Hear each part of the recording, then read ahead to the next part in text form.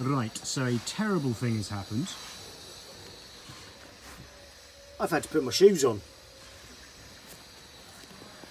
It's getting cold, it's the end of the season, it's only 20 degrees C. I'm still in shorts and t-shirt. Right, this is going to be an instructional, this one, rather than just a general chat about my life in Corfu. So, MD2B, ancient old thump diesel, Volvo Penta. They will run forever. This one is the best part of 50 years old. But there's a common problem, and it's not something you need to worry about too much. So if you have an MD2B or an MD1 or an MD3, or anything of that era, and your oil looks like this,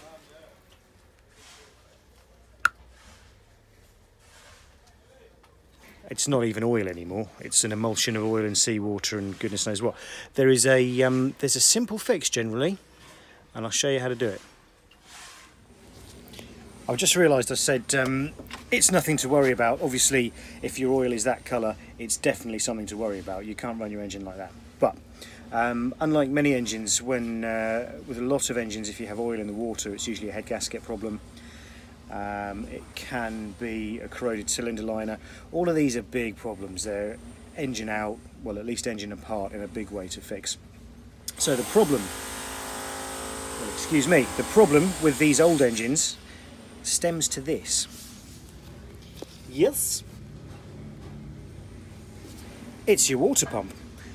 It's a standard F35B Johnson Jabsco type raw water impeller pump used in a million applications, but these old ones have a little bit of a design flaw, which I can't show you on the engine, but we'll whip it off, take it to the workshop, and I will show you why or how this can fill your crankcase with water.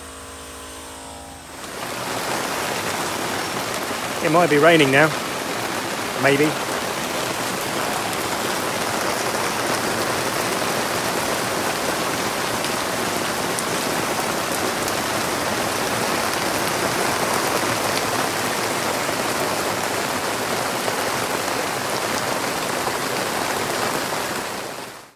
Right, here we are back in the workshop discussing how your raw water pump can cause flooding of the crankcase on your MD1, MD2, MD3.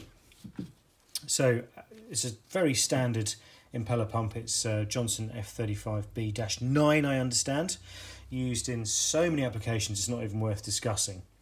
Water comes in here, impeller goes round and round and round and round, water comes out there. Driven by the engine on a key drive here. Slotted drive with a little roll pin through there. So these are the ones, the early ones. This is 1976. The early ones have a bit of a design flaw. The later ones don't suffer from it. So the question is, how does this pump flood your crankcase with seawater or raw water? It's quite straightforward. Water here, engine, crankcase here. In there are two seals, back to back. Two little lip seals. One stops water going that way and one stops oil going that way. Now, crankcase pressure should be effectively atmosphere because it has a breather, give or take.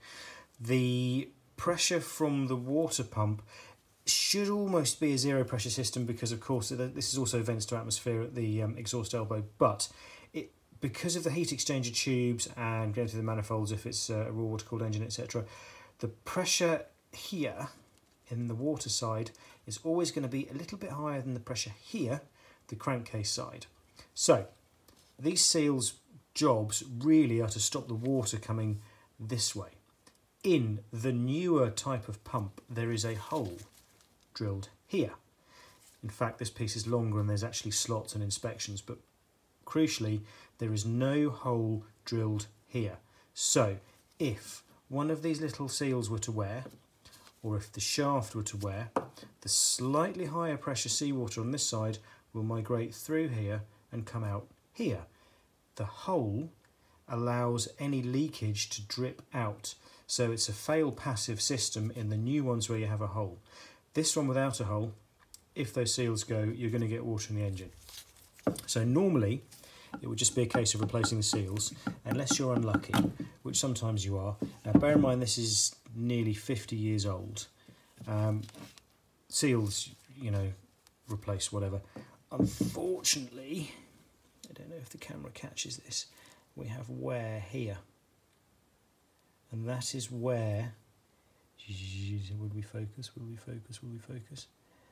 A little wear there, can you see that? And that's where the lip of this lip seal rides. So this shaft is now junk, hence the fact we've got a new one. Very, very straightforward job to do this. These old-fashioned pumps don't even have ball bearings in them. There's a bronze bush or plain bearing, if you like, in here, which can be replaced. I wanted to do it on this one, but at the moment there's a 5-week lead time for the parts. We need to get this boat back together. So today we're just going to be replacing lip seals, shaft, and sticking impeller in there. Oh, the other thing, these little bronze screws, you can see the heads are starting to go. So we've got a couple of little stainless bolts. Little stainless bolts. These are an M4 thread, if you need to know, M4 by 8. So we'll do that. Right, getting these little seals out is as easy as it gets. Boop. One. And the second one is in there. I might give that a little clean up before we pop him out, but let's have a look. So this one is a bit more disintegrated. No, he's all right. Right. Oh, forgot to mention, it is absolutely imperative that these go in the right way round. So you will see that this one, I've just pulled it out this way, will have the spring under here.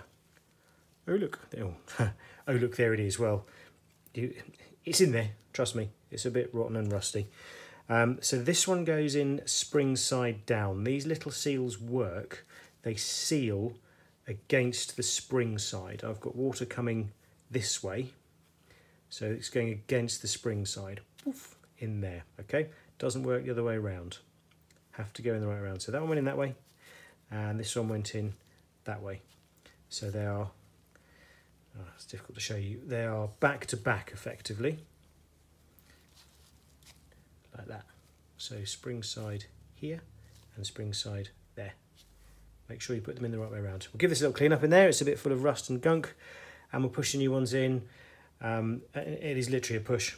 We'll get a socket, same diameter as that, push it in, maybe a dead blow just to tap, tap, tap, tap, tap, make sure it's seated, but I'll show you that in a few seconds. Right, the first one is in. I did video it, but I mucked up the video, so you didn't get to see that one going in, but it is in down there, in the bore, spring side down, okay, for this one. This one is going to be spring side up, as it is here. That one, spring side down because it's preventing water coming this way. And this one spring side up because it's preventing the engine oil going that way. So what we do, it only has to go in. They don't actually touch. There's a slight gap between the two. So what we're going to do is get this edge here just flush with this edge of the casting. It should almost go in by hand. The other one needed a bit of a tap. If it does need a tap, we'll use a 17mm socket that bears on the outer edges, and we would use dead blow hammer. Don't use a metal one, use a dead blow. Mallet would work, but it's almost just a push fit. We can almost do this just. I'm going to give it a little tap just to get this edge down here flush. We're flush on this edge, but if we get the socket on nice and square, so a little bit like that, give it a little tap. I don't want it to go too far. I don't want it to go below the lip because that's not how it's supposed to sit. There we go. Nearly.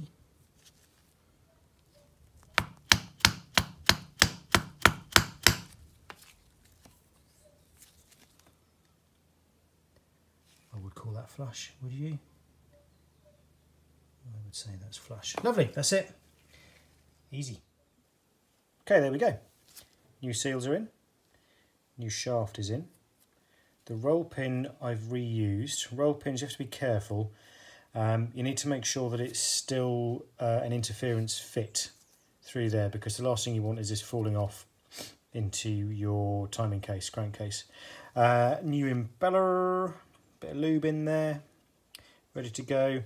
It also had a little bit of a leak from the cover plate, so I've just been round here with a bit of sandpaper and the same on the cover plate itself, just around there. You can see possibly there, it might have been leaking there because it's a bit dirty, a bit of a low point there.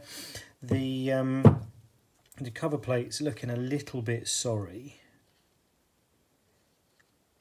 What you can do is turn it around the other way and put it on that way, and that gives you a few more years use out of it. I'm going to try it this way on first. I've got a new seal, new impeller, bit of lube on there. I've dressed the edges here and I've dressed that, so hopefully it won't leak. If it doesn't, then we'll take it off, flip it around and put the face the other way. 4 new little stainless bolts, and a little touch of copper grease is going to go on those. Copper grease because we're stainless into bronze. I want a bit of lube. I don't want anything seizing up in the future. Be a bit careful using copper grease. If you're putting it on anything, you shouldn't put it on anything that requires a torque tightening. So head bolts, manifolds, anything like that. It's very important they go on dry unless the manual specifies otherwise. So there we go. We'll put the cover plate back on, stick it back on the boat, give it a test. But if we've done the job properly, then there shouldn't be any leakage now from the pump side through to the engine crankcase. And change the oil. Everyone's happy. Lovely.